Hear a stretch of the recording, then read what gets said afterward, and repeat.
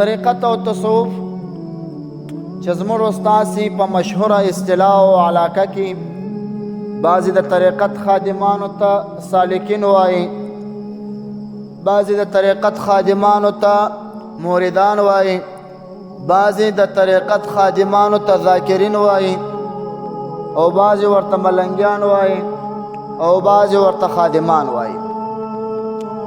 دا د طریقت او د تصوف اصلي بنیاد د کومه ځایه را شروع تر کومه ځایه پورې رسېدلی دی. اصلي مشهور حدیث هغه حدیث د جبریل دی چې جبریل علیه السلام د رسول عربي صلی الله علیه وسلم څخه تپوس کوي مل احسان، احسان څه ته وایي؟ محبوب صلی الله علیه وسلم ورته فرمایي الاحسان ان تعبد ربک کانه تراه، د رب کائنات داسې عبادت په دومره شوق او په دومره ذوق او په دومره مینه او په دومره محبت وکړه لکه ته چې د رب العالمین فیوزات او رحمت ویني.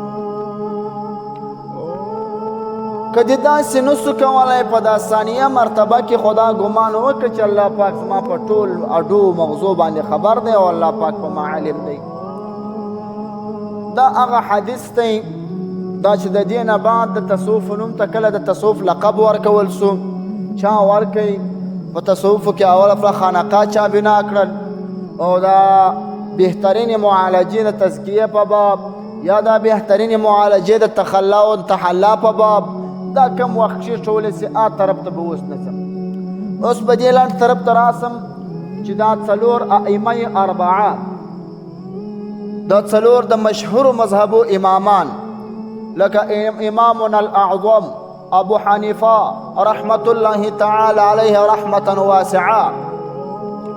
امام ابو حنیفه رحمه الله زموږ استاسي د مذهب مهذب امام دی او د ټولو امامانو مشر دی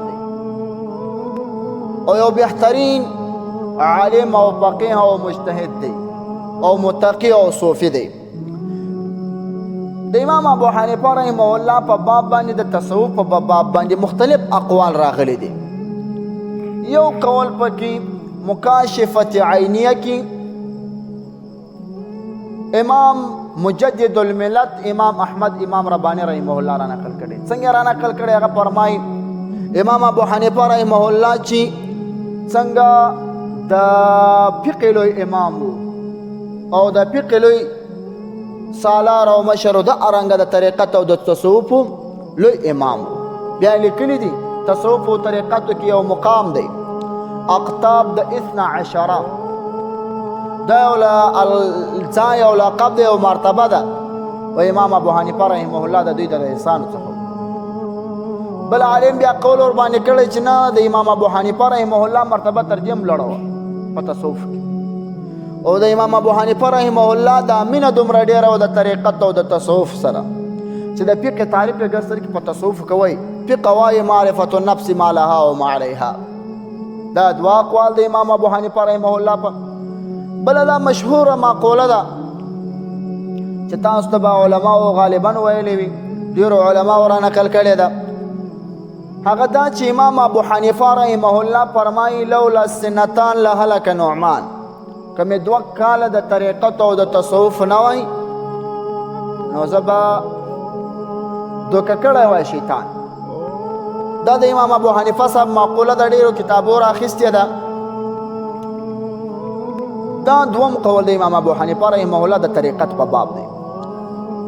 او دریم قول هغه دا دی چې حضرت داود الطائي دا وایي ما طریقت او علم دواړه د امام ابو حنیفه رحمه الله څخه زده کړي. طریقت هم د امام ابو حنیفه رحمه الله څخه زده کړي او شرعي علم هم د امام ابو حنیفه رحمه الله څخه زده کړي دي. نو یو قول دا دی چې لولا سنتان، دوم قول دا دی چې معرفت النفس ما لها و ما علیها، او دریم قول دا دی چې په تصوف کې د اقطاب 12 لقب درلودي، او څلورم قول پکې دا د حضرت داود الطائي قول دی چې صاحب د دور مختار را نقل کړی دی او تحتاوی ملا صاحب هم را نقل کړی دی. دا مشهور اقوال د امام ابو حنیفه رحمه الله د تصوف په باب راغلي دي چې دا ویناوې کړي. د دوهم مذهب امام مالک رحمه الله دام لوی صوفي دی. دام د تصوف په باب په څه فرمایي من تصوف ولم يتفقه فقد تزندق ومن تفقه ولم يتصوف فقد فسق ومن جمع فقد حقق. چا چې یوازې تصوف کول د دې څه لاس پرې و دا څه زندق جوړیږي، او چا چې بیا تصوف علم ظاهر کوي د دې څه بیا فاسق جوړیږي. ځکه تصوف وایي دې ته چې په علم عمل کوه، نو چې کله په علم عمل رانغی نو بیا عمل یې راله پاپیس به وي که به نه وي. دا د دوم مذهب امام مالک رحمه الله فرمایي. د دریم مذهب امام شافعي رحمه الله دا ډیر ځایونه فرمایي. یو ځای یو دیوان په نامه د دیوان شافعي رحمه الله پیدا کېږي کې لیکلي دي کن فقیه و صوفیه، د ځانه فقیه او صوفي جوړ یو مه جوړېږه. دا د امام شافعي صاحب قول دی. بل قول وایي ما ته درې شیان په دنیا کې خوند راکوي. یو پکې دا شی خوند راکوي چې آزاده زندگی وکړم، دا یو. دوم د خلکو سره په مهربانۍ زندگی وکړم، دوه. او دریم چې اقتدا په تصوف والا پسې وکړم، اقتدا په اولیاءو پسې وکړم، اقتدا په دوی پسې وکړم. بل ځای بیا فرمایي د تصوف والا څه مې دا عجیب ښه خبره زده کړې ده. کومه خبره ده؟ هغه دا چې تصوف والا وایي چې وخت ته خپله راکته کړه، که وخت دې کته نه کوي وخت به تا کته کړي. وخت خپله مصروفه کړه په احادیثو، په تفاسیرو، په فقه، په ذکر، په اذکارو، او که دا نه وخت به دې قطع کړي او مرګ به در باندې راسي بیا به ارمانونه کوي. دا د امام شافعي رحمه الله درې اقوال ستاسو یاد شوه. د څلورم مذهب امام احمد بن حنبل صاحب دا چې کله د حضرت حمزة البغدادي ملاقات وکړي، دا لوی صوفي و ولی الله و.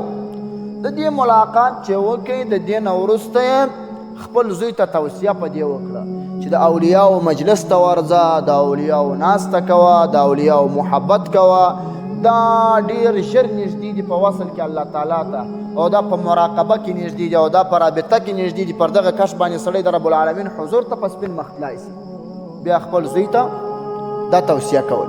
او چې کله به په یو مسله کې امام احمد بن حنبل صاحب باندې راغی، بیا چاته ول حضرت حمزة بغدادي ته به ول ما تقول په هذه المسأله یا شیخ، ته په دې مسله کې څه وایې؟ دا د څلورو مذهبو امامان و چې د طریقت او د تصوف چې دا خلک نن په دومره سپک نظر ورته ګوري، یو ورخوی کوي نه بیا ورباندې ردونه هم کوي. دا د دې څلورو امامانو نظر دی. اوس به راسو د هغه امامانو څخه بعضو اوقاتو کې داسې خبرې هم شته چې بعضو اوقاتو کې پر دا ملنګیانو رد کړی. نو هر وخت په هر ځای کې انصاف پکار دی. هر څوک چې د ملنګۍ څخه بده استفاده کوي او ملنګي نوم د دې جوړ کړي چې په یو رقم پیسې پیدا کړي، او ملنګي نوم د دې جوړ کړي چې په یو رقم باندې ځان مشهوره کړه، په دغه طریقه باندې موږ هم مخالف د هغه امامانو قول دلته او که د یوه سړي په خاطر باندې، د یوه جاهل پیر په خاطر باندې، د یوه د جاهل مرید په خاطر باندې چې هغه خرافات کوي او بدعات کوي او نسبت تصوف ته کوي، نسبت اولیاء ته کوي، نسبت ذکر کوي، د دا یوه په خاطر باندې ته ټولې ته بد وایه، دا انصاف نه دی، بې انصافي ده. انصاف دا دی چې یو چا په ښه کار باندې بد پوښ ور واغوستی، پر هغه بد پوښ یې رد ور وکړه، نور پر اولیاءو باندې رد مه کوو. انشاءالله دا موضوع به پای ته رسوو. فقرات بعد مرات